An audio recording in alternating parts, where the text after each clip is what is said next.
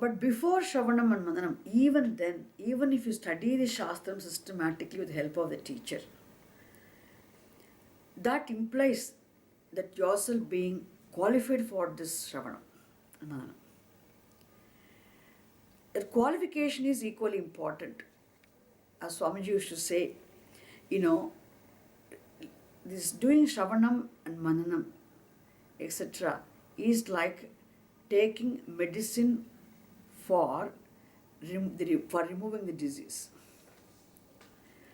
But the qualification required for Jnanam is like Pathyam, one has to follow, the discipline one has to follow to make the medicine effective.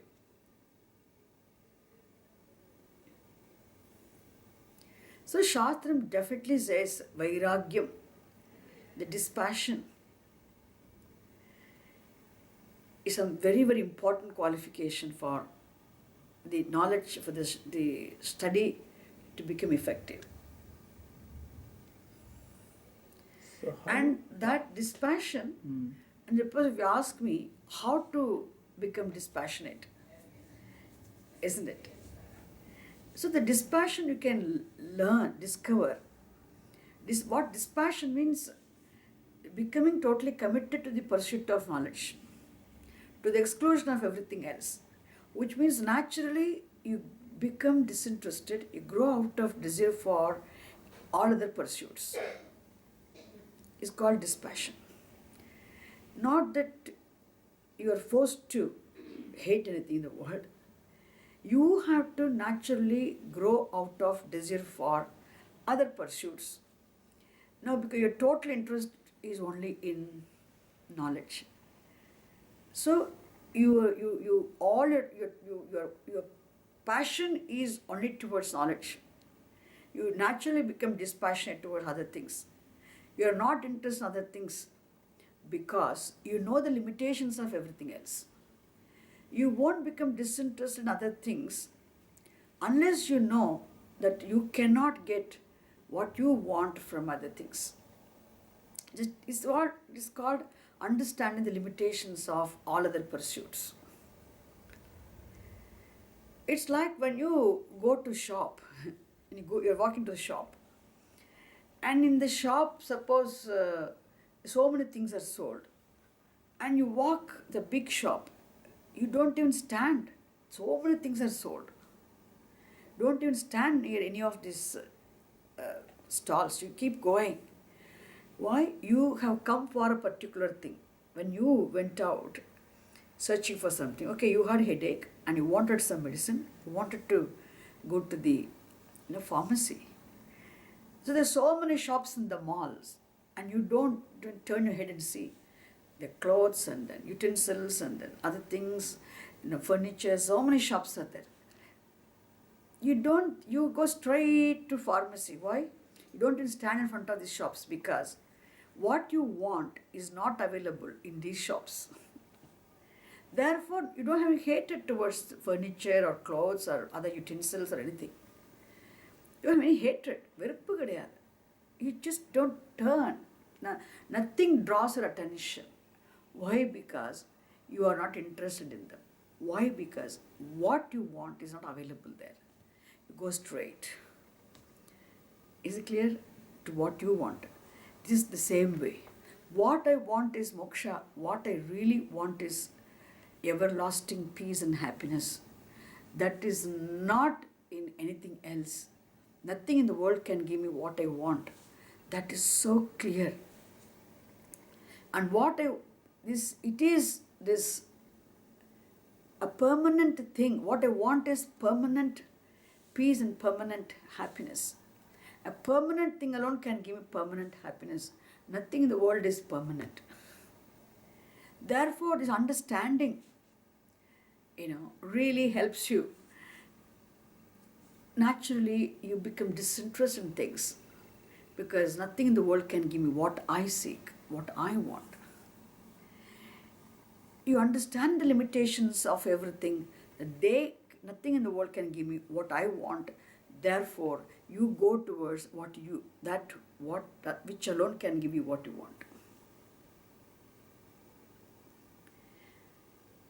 This is called dispassion. It's called naturally understanding the limitations of all other pursuits, that they cannot give me what I seek in life. I grow out of desire for them. This is called dispassion. The dispassion is a very important qualification for this knowledge.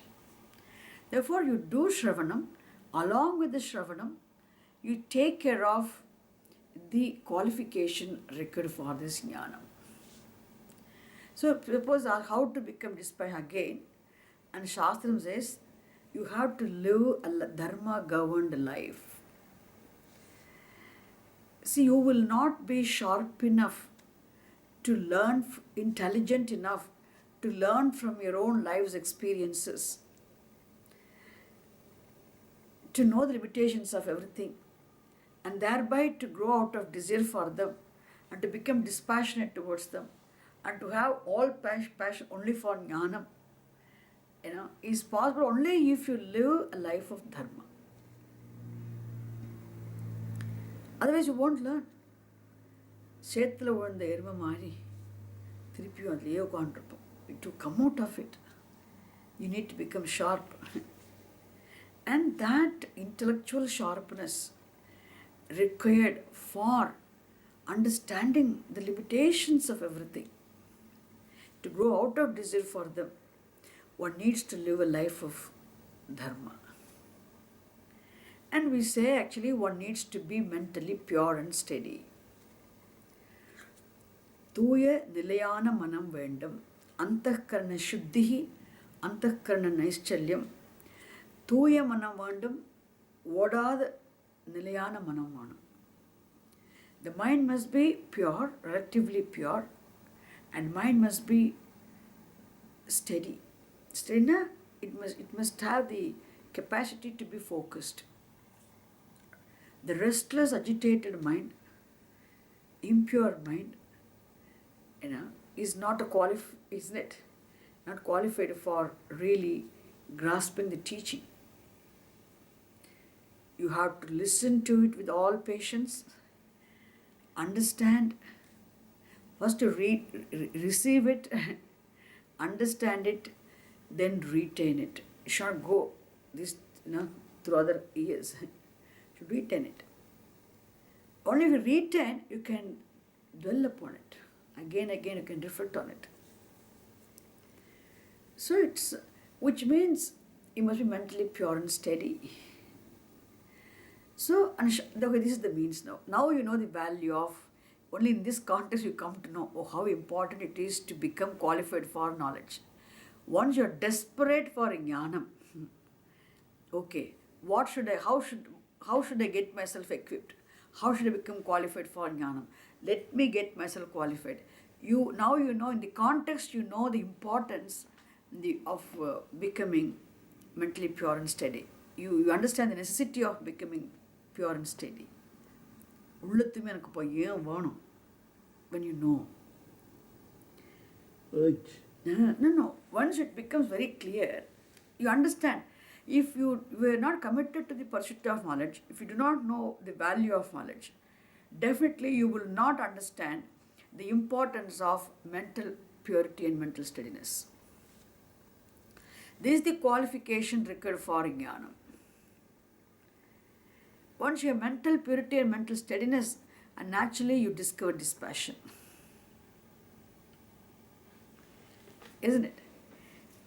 Which means, and for mental purity and mental steadiness, what should I do? And Shastram again says, come on, live a life of karma yoga. இதுக்கு என்ன சாதனம்னா, live a life of karma yoga. வேற வழியே கிடையாது. There's no other way. Only by living a life of karma yoga, you can become mentally pure. Only by being worshipful, prayerful, by being meditative, you can have this mental steadiness or focused attention. This is what I'm saying. Which is the means for what? Which is the end? If knowledge is the moksha is the end, knowledge is the doubt-free, clear, ascertained, unforgettable vision of the reality, vision of one's own Sarupam is the means for moksha. You then for that, what is the sadhanam? What is the means for this jnanam? Nididhyasanam. Nididhyasana is not possible if you have not done Shravanam. Shravanam is not possible if you have not done Mananam. Sorry, Shravanam. The Shravanam, Mananam, Nididhyasanam should be there, like should follow one or the other for you to have the jnanam. And Shravanam, Mananam will be effective only if you are qualified for the jnanam.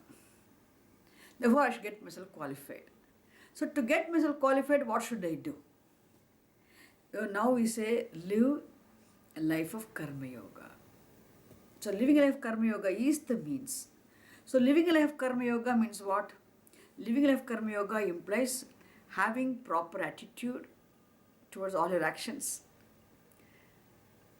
isn't it? And a certain right attitude towards all the situations which you come across in life, which means you need to understand a lot of things. And above all, living a life of dharma, living a life of values is very important. There's no Karma Yoga without living a life of dharma. Again, what is Karma Yoga? Karma Yoga is not something doing Karma Yoga. Yoga is attitude. So karma means performance of action or action. So whatever karma you do, you convert that into yoga. Yoga means what here? Yoga means, even though it has different other meanings, in this context, yoga means anything which prepares your mind for knowledge. Anything which contributes for your mental preparation required for knowledge is called yoga. So all the karma you do should be contributing for your mental preparation for knowledge. Only then you call that karma. Even drinking water, getting up from the whole life, all the actions you do become yoga. If you have proper attitude and if you live a dharma governed life.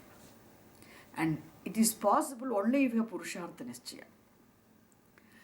வாழ்க்கையில் முக்தி தான் எனக்கு வேண்டும், முக்தி is my choiceless என்றுன்னு புரிஞ்சிட்டு, when you are committed to the pursuit of knowledge, then you live a life of dharma, prayerfully, worshipfully,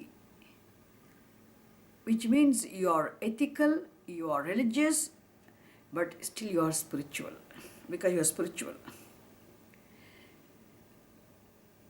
Worshipfully, prayerfully, you live a dharma governed life, then anything you do becomes yoga. How important to be religious to become a spiritual? Now, if you understand the difference between what is spiritual, what it means by being religious means, it is very important. See, the day when you discover knowledge is the only means for accomplishing moksha. In fact, knowledge itself is moksha. Jnaname moksham. The knowing the value of knowledge, when you become committed to the pursuit of knowledge, then all that I want is jnanam. I'm living this life ultimately to attain this knowledge of the truth. The truth you cannot attain. You're going to attain the knowledge of the truth because you are the truth already. Is it clear? Paramburulai adaya mudiyadu. You're already Paramburul. You need to know that you are already what you are. That's why attainment is not of the Paramburul. Attainment is of the knowledge of the Paramburul as one's own self. Therefore, his knowledge is moksha. Once you know and you become committed, then you are spiritual. Until and unless one has Purushartha Nischaya, one becomes definite about one's end being moksha. And thereby one becomes committed to the pursuit of knowledge, one is not spiritual. You can claim yourself a spiritual person only when you become committed to the pursuit of knowledge. எனக்கு ஞானம் வேணுங்கிற ஆசையோடு ஞானத்தை அடைதலே வாழ்க்கையின் குறிக்கோள் தெரிஞ்சிட்டு நீங்கள் எப்போ உங்கள் வாழ்க்கையை வாழ்றீங்களோ அந்த நாளில் இருந்தால் நீங்கள் ஸ்பிரிச்சுவல். அது வரைக்கும் you are not spiritual. Suppose you question me. No. From my great-great-grandfather's time onwards, we've been maintaining temples, we've been building temples, we've been going to temples, we've been celebrating festivals, we've been utsavams, we've been doing all these things. You may say, of course, going to temples, worshipping, praying, very, very important. It's all important. But it only makes you a religious person. Okay?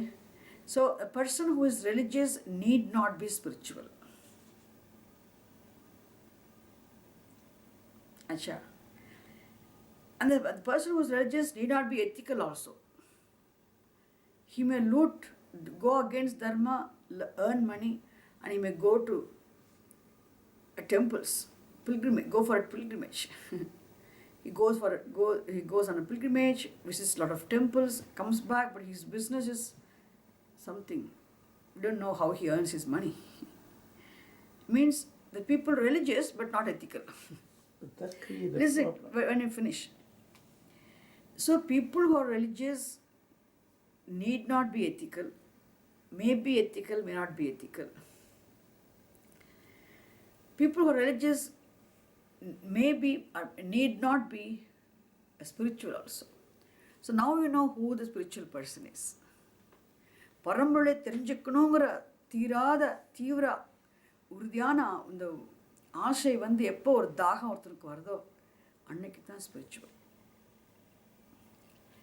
So as a spiritual person,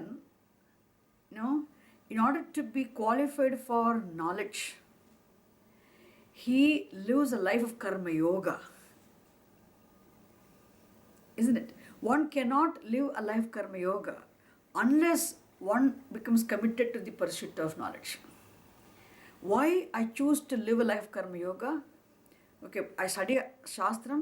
I understand what it means by living a life of karma yoga. Karma yoga வாழ்க்கை முறையை கடைபிடித்து வாழ்தல்னா என்னன்னு நான் சாஸ்திரத்தில் புரிஞ்சுக்கிறேன். So I live my life, in keeping my understanding of the Shastram. Therefore, I live a life enjoined by the Shastram. இப்படிதான் வாழ்க்கை முறை, இப்படிதான் வாழணும் அப்படிங்கிற அந்த வாழ்க்கை முறை கர்மயோக வாழ்க்கை முறை. It's called karma yoga. So I understand the way of life from Shastram and I live a life of karma yoga. Why? I want to become mentally pure and steady. So I don't compromise with dharma for anything. Doesn't matter. My life is governed by dharma. The laws are gained, I will not go against dharma. So, living a life of karma yoga means you live a life of dharma. Therefore, you are an ethical person. You're ethical. There are many people like Bernard Shaw and all, highly ethical. As a human being, let me live a life of dharma. Because whatever I expect from others in terms of behavior, so I live the way what I expect from others. So I don't want others to tell a lie. I want others to speak the truth to me. I don't want to be hurt by others. Therefore, I don't hurt others. Understand? So this is one lives in conformity with one's own common sense, which means I know what I expect from others in terms of behavior, so I live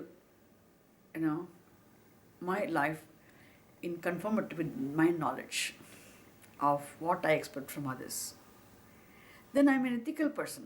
I don't tell lies.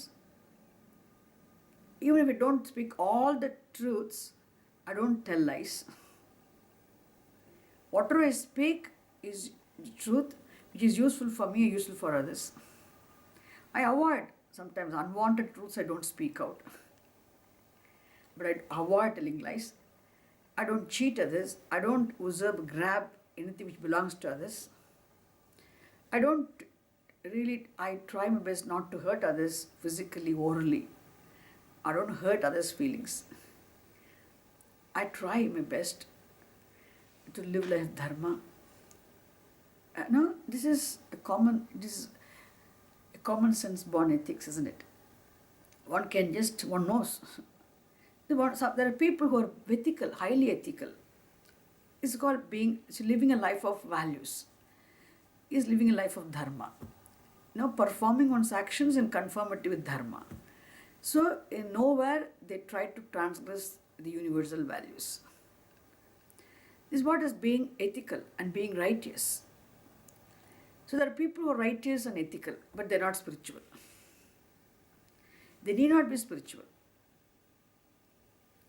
They may not be spiritual. And they may not go to temple, they may not worship also. They may not do pujas and all those things. So they're not religious. They may be religious. Ethical people may be religious, may not be religious. They may not be spiritual. Understand? So religious people may not be ethical, may be ethical, and may not be spiritual. Whereas the spiritual person is ethical because he lives a dharma government. He has to live a life of dharma. He knows if he does not live a life of dharma, there is no karma yoga. Without living a life of karma yoga, there is no way of becoming qualified for jnanam. முள்ளத்தீமை கிடைக்காது. Therefore, he knows if I do not live a life of dharma, the spiritual person knows the greater value of what he will lose if he does not live a life of dharma. Therefore, he will be committed to live a life of dharma. Therefore, a spiritual person is ethical, definitely.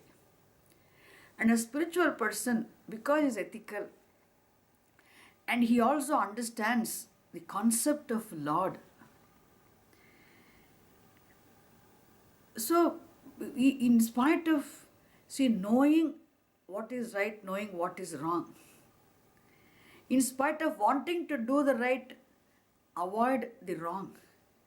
Because when a person is living in society, it is very challenging for one to go with dharma, to live life dharma, isn't it? Therefore, one needs a tremendous amount of emotional strength always to be able to live a life of dharma. So he seeks Bhagavan's grace. So he is highly prayerful.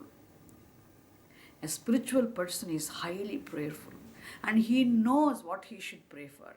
A spiritual person's prayers are always complete prayer. A prayer which will put an end to the very act of praying. And he is highly thankful to Bhagavan. So being thankful is being worshipful. And asking for what we need is prayer, isn't it? The difference is there. வழிபாடுக்கும் வேண்டுதலுக்கும் வித்தியாசம் தெரிஞ்சுக்கணும். So this person is highly thankful to Bhagavan for all that he is blessed with. So he is worshipful. And he seeks Bhagavan's grace to be able to live a life of dharma. Therefore he is prayerful. When will you pray for Bhagavan's grace to be able to seek Bhagavan's grace to be blessed with the strength to be able to live a life of dharma? When will you pray for Bhagavan's grace, for strength to be able to live a life of dharma? Only when you know the value of dharma. Isn't it true? Therefore, this person, the spiritual person, is the one for whom end is clear, who is committed to the pursuit of knowledge. As a spiritual person, he is highly prayerful and worshipful. He is religious and he lives a life of dharma, he lives a life of karma yoga. Therefore, he lives a dharma governed life, therefore he is ethical as well. Is it clear, India? Now, being worshipful means what? Being worshipful means you express your thanks to Bhagavan. So, how do you express your thanks to Bhagavan? When ritual means what? Any form. Suppose you offer some flower, you offer some flower, and you offer some whatever food you cook, you offer some leaf, in temples you do abhishekam, etc. They're all rituals, isn't it? See, the rituals are nothing but the forms, the actions which are performed through which you express your thanks to Bhagavan. In fact, we cannot offer anything to Bhagavan. Everything is already Bhagavan. The offerer is Bhagavan. The act of offering is Bhagavan. Water is being offered is Bhagavan. The one who is offered to is Bhagavan. So where is the question of offering? Worship itself means what? Varibadana enna. Worship means what? Worship is an action, the act of offering. Act of offering. So act of offering means if everything is Bhagavan, how is it possible for us to offer anything to Bhagavan? That's why it's not real act of offering, it is symbolic act of offering. And through the symbolic act of offering, why do you do this? Because through this symbolic act of offering, you express your thankfulness, you express your gratitude, you feel in your mind. Gratitude to whom? Gratitude to Bhagavan in the form of all these phenomena, otherwise called devatas. Everything is Bhagavan means the sun, moon, stars, all the elements and the elementals, the earth, the plants, everything is devata here. Any given phenomenon is a devata. And imagine, for us, as a human being, as an individual, for me to live my life here, to be comfortably, enjoy this, if I had to enjoy this world comfortably, I need to have a house. I need food. I need food. Food illam enna pandrathu. So food is a basic thing.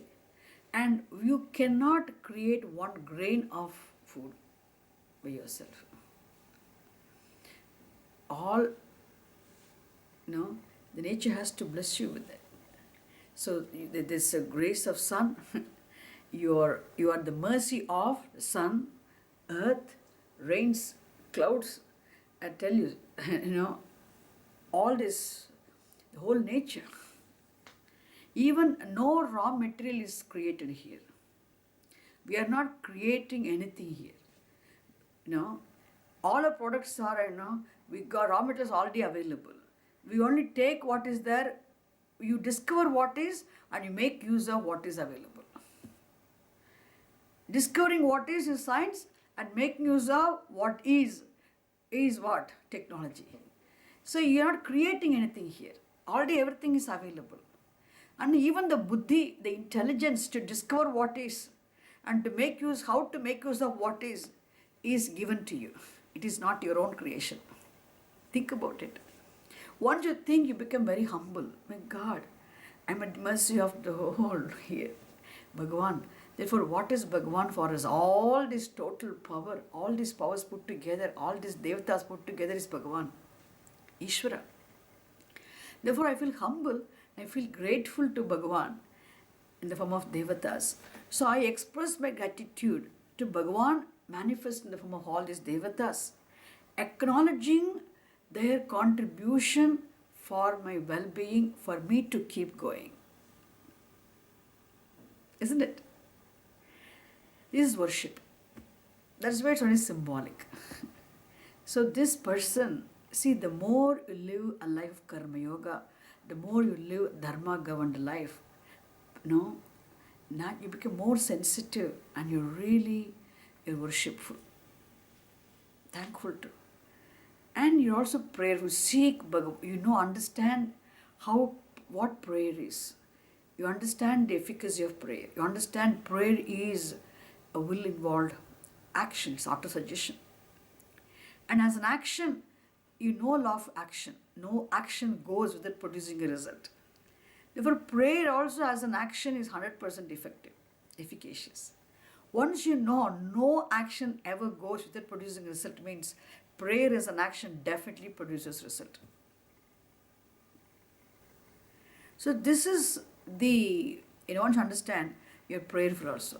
Now, being prayerful, being worshipful makes one religious. Being committed to the pursuit of knowledge makes one spiritual. You are a spiritual person is definitely religious as well as ethical, right? Yes. Whereas an ethical person may not be religious, may not be spiritual. A spiritual person may not be spiritual. Sorry, religious person may not be spiritual, may not be ethical. But a spiritual person is ethical as well as religious.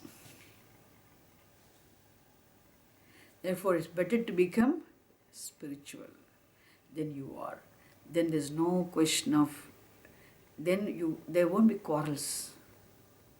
You try to understand everybody and you are focused. ஆடாத கூத்து ஆடினாலும் காரியத்தில் கண்ணா இருக்கணும். We live in the world with everybody, people of with their own different backgrounds, different things. And you are focused. You know what you're living this life for. You know how you should live your life. Shastra study helps you understand what you are living this life for. Becomes very clear. Then how you should live your life to make this life a meaningful one. These two things become very clear and the life is a comfortable journey. There may be so many problems. There may be anything in life. But still you can lead your life peacefully. நான் சொல்றது தெளிவா இருந்துச்சுங்களா?